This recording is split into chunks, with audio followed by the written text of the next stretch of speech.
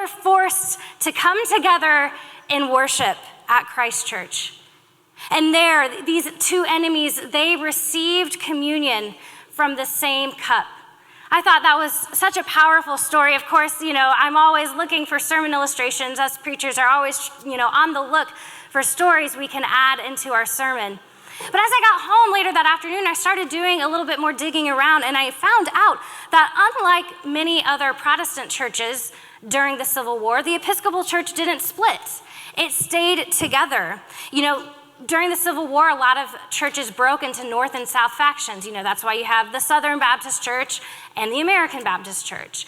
Even us as Methodists, during that era, we divided over the issue of slavery. So we had the Methodist Episcopal Church North and the Methodist Episcopal Church South. And these two factions, they didn't come together again until 1939, nearly 75 years after the Civil War ended. But for some reason, the Episcopal Church, they avoided a schism, and faithful Episcopalians from both the North and the South came together in worship, despite their very different beliefs and ideologies and politics. Again, I thought that was just a really powerful picture of what we are called to do in the church. And then as I sit down to write this message, I open the text from Acts, and I read those words that I just shared with you. In God, there is no partiality. Everyone who believes in Christ receives forgiveness of their sins. Wow, could the connection be any clearer? Now in Acts 10, we discover that through the power of Christ's resurrection, even mortal enemies can become brothers and sisters in Christ. Now, but to really fully understand what is happening in our passage for today, we have to go a little bit further back in Acts chapter 10 to the beginning. In Acts chapter 10, verses 1 and 2, we read about a man named Cornelius. Cornelius lived in a military town in Palestine called Caesarea by the sea. He was a Roman centurion, which meant that he was the leader or captain over a troop of 100 Roman soldiers. This troop was an elite fighting company known as the Italian Cohort. Cornelius was a Gentile, a non-Jew. Yet somewhere along his life, he came to believe in and worship the God of the Israelites. Verse 2 says that he and his whole household were pious, Gentile God worshipers. He gave generously to those in need among Jewish people, and he prayed to God constantly. This Gentile outsider, in many ways, was a better follower of God than many of those who considered themselves insiders. One afternoon, as Cornelius was praying, God spoke to him through a vision and told him to find a man named Peter. Peter was residing in the town of Joppa, about 40 miles away, and God said, "Find Peter, he has a special message for you." So Cornelius sent 2 of his servants and 1 of his soldiers down to find Peter and bring him back to Caesarea. Now, meanwhile, Peter was also praying, and he too received a vision from God. Acts 10, 11 through 13 says that Peter saw heaven opened up and something like a large sheet being lowered to the earth by its 4 corners. And inside the sheet were all kinds of 4-legged animals, reptiles, and wild birds. And a voice told him, "Get up, Peter, kill and eat." Now, Peter, he was a devout and faithful Jew. He had always followed Jewish dietary laws. He had kept kosher his entire life. He had never eaten anything that the law prohibited. So Peter exclaimed, "No, Lord, I have never eaten anything impure or unclean. Absolutely not." But the voice spoke a second time, "Never consider unclean what God has made pure." And just then, as Peter's praying, he hears a knock on the door. It's Cornelius' messengers. They ask if Peter can accompany them back to Caesarea to visit with Cornelius. So Peter's left with a choice. What is he going to do? Now, by all accounts, these 2 men, Peter and Cornelius, they were enemies. They were 2 very different men from 2 opposing worlds. Peter was a Jew. He was a leader of the burgeoning Christian movement. Cornelius was a Gentile, and he was a leader in the Roman army. It was a scandal for these 2 men to even associate or talk with one another. Before his vision from God, Cornelius may have seen someone like Peter as someone to oppress, to dominate, and control. After all, Peter was a part of the group led by Jesus of Nazareth, the same man that the Roman army had executed for treason. Peter would have normally looked at Cornelius as someone who was unclean, someone who was outside of God's favor. Good Jews like Peter, they didn't eat, touch, or associate with things that were unclean or impure. It was forbidden for a Jew like Peter to even enter the home of a Gentile. Peter had always been taught to stay far away from men like Cornelius. Yet through the power of Christ's resurrection, these two enemies became brothers in Christ. God brought them together through their shared visions. Cornelius, this powerful Roman centurion, he humbled himself. He allowed himself to be led and to learn from Peter. But Peter learned something that day as well. Peter realized that his vision wasn't just about what he should eat for lunch that afternoon. Through his vision, Peter came to see that the goodness of God knows no boundaries or divisions, that God's grace cannot be limited or confined. What God has made clean, do not call profane. Peter learned that day that God shows no favoritism. God embraces everyone. We worship an impartial God who is calling all people toward himself. So Peter, he does end up traveling to Cornelius' home, and that's where our passage for today picks up. He goes on to share with Cornelius the story of Jesus Christ, the story of Jesus' life, death, and resurrection, and how Jesus commanded his disciples to preach the good news that God's love and forgiveness was for everyone. On that day, Cornelius and his entire household came to believe in Christ. And the church as we know it was never the same again. This early Christian movement that had started out only among the Jewish people and Jewish followers of Christ was now opened, broadened to include Gentiles, outsiders, even enemies, because our impartial God was calling all people together. Now, I think there are three big takeaways for us to learn from this very powerful story of Peter and Cornelius. The first thing to take away is that we, too, must always be learning. When Peter begins his message to Cornelius' household, he begins by saying, I really am learning that God doesn't show partiality to one group of people over another. Now, Peter, he had been one of Jesus' original 12 disciples. He had been a part of the inner three, Jesus' closest friends. He had been with Jesus all throughout his ministry, his life, his death, his resurrection, and his ascension. But even Peter had something to learn. Many people think that this story is about Cornelius' conversion, how Cornelius came to find Christ. But Cornelius was already living for God in the best way that he knew how. Rather, on that day, it was Peter's mind who was changed. It was Peter who was converted because he had a few things he needed to learn and a few things he needed to unlearn. Peter was the one who on that day changed his perspective about who all is welcomed into God's community. And Peter discovered that God's love is broader and more inclusive than we could ever imagine.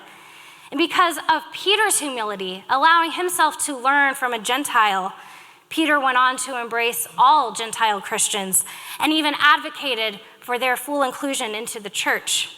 Peter learned something new. Now, I love learning. Like I was joking earlier, I keep getting degrees because I just can't stop, I guess. I try to always embrace the posture of a learner in my life, going into conversations knowing that I can learn something from anyone. But I've met some pastors that joke and even brag about not having ever picked up a book since they graduated seminary. I don't really like that attitude because as pastors, as Christians, we should always be learning. We should always be growing. We should always be striving to learn more about God. When we think we have God all figured out, that's a problem. Like Peter, we must be willing to admit that there are some things we still need to learn. Now, Christianity has been around for over 2,000 years, and I am grateful that as Christians, we have learned a few new things along the way. We were talking about the Civil War earlier. There was a time in Christians' history where they believed that slavery was not only allowed by God, but even encouraged by God. And I'm glad that as a church, we have since learned that slavery was never a part of God's salvation plan of liberation and redemption from oppression. There have been times in the church's history, and even within some Christian traditions today, that believe that women are not equally called and gifted as men, that they are not able to lead and pastor. So I'm personally very grateful that we as a church, as Christians, we have learned from that. The United Methodist Church began ordaining women in the 1950s. We believe that God shows no partiality in calling and equipping leaders to lead the church. But I wonder today, what more do we still need to learn? What things do we need to unlearn? What is it that God's trying to teach us? Now, the second takeaway from this story is that Peter and Cornelius' relationship, it was changed through the power of their stories. Stories are very powerful. They have the ability to change our minds, to change our perspectives, to make enemies into friends. When Peter came to Cornelius' home, the first thing they did was they shared their stories. They shared their stories about how God had shown up individually to each of them. Cornelius shared about how God said Peter had a special message for him. Peter went on to share the story of Jesus, of how Jesus healed people and cared for others. These two men, who by all rights should have been enemies, they entered into conversation with one another. They entered into dialogue, and it changed everything. They set aside their differences and their opposing perspectives and prejudices to hear each other out. And through their stories and shared experiences, these two enemies became brothers in Christ. They entered into each other's stories, and through that, they entered into relationship. Now, I find that very few hearts and minds are changed through a very powerful argument or persuasive words, but our hearts and minds are often changed through the power of stories. But how many times are we willing to write someone off simply because we don't know their whole story? One story that has captured my attention lately are these video ads that have been put together by the Foundation to Combat Anti-Semitism. And they take this very, very heated topic, rhetoric against Jewish lives, and they frame it in the context of stories. We might think that hate against Jewish people is something of the past, something that doesn't happen in our society today, but they make us realize that this is still happening even among our society.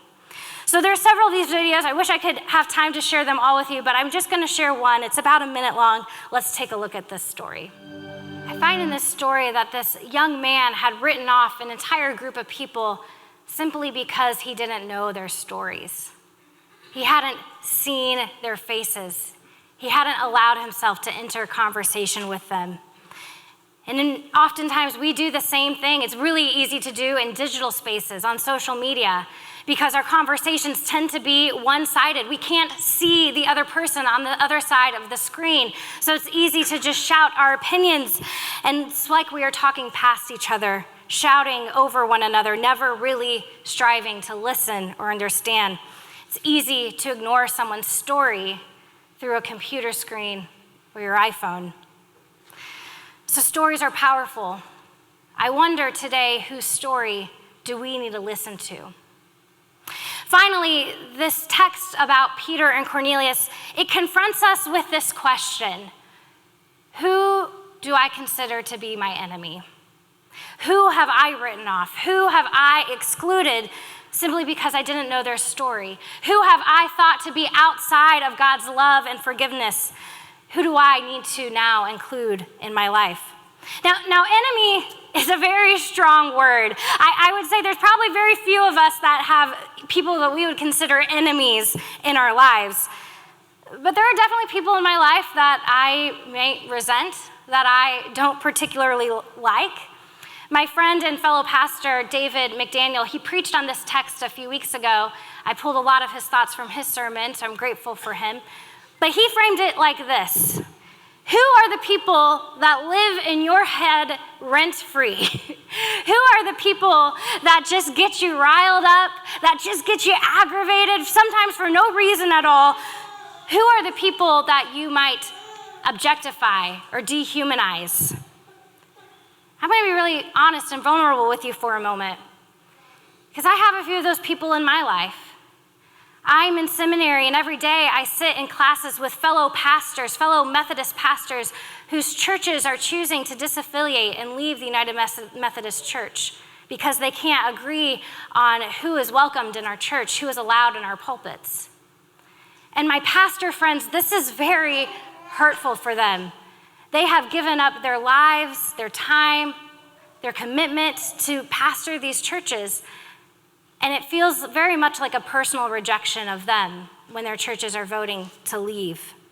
For many of my pastor friends, these stories make them angry, they make them sad, and for me, these stories live in my head rent-free. But one of my classmates, she's a pastor of a small church up in Iowa. Her story was so powerful to me. She shared about how her church had chosen to disaffiliate, which often means then that the bishop would reappoint her to another Methodist church. But she is choosing to stay with her congregation because she loves them so much. And even though she fundamentally and foundationally disagrees with them, she says, God still has work for me to do here, and I know that I'm still supposed to be their pastor. She's risking her future career in our denomination, but yet she is embodying the resurrection. She is choosing to remain in fellowship with people that she fundamentally disagrees with. That's the power of the resurrection. And through that power, even enemies can become friends, brothers and sisters in Christ. And we embody the resurrection when we have people in our lives that we fundamentally, foundationally disagree with, but yet we still worship with them. We still see them as the children of God. We still know that the image of God is reflected in their lives. I think back to the Episcopal Church during the Civil War, choosing to remain together despite their very, very different disagreements and divisions. As we prepare to come and receive communion at Christ's table, I remember that this is a table where there is no room for prejudice or for hate. But at this table, God is calling all people to himself. And through participating in communion, we are acknowledging that even though we may disagree with each other, even though there may even be people we don't like, we are fellowshipping with them. We share communion with them because that's the power of the resurrection. At this table, enemies can become brothers and sisters in Christ.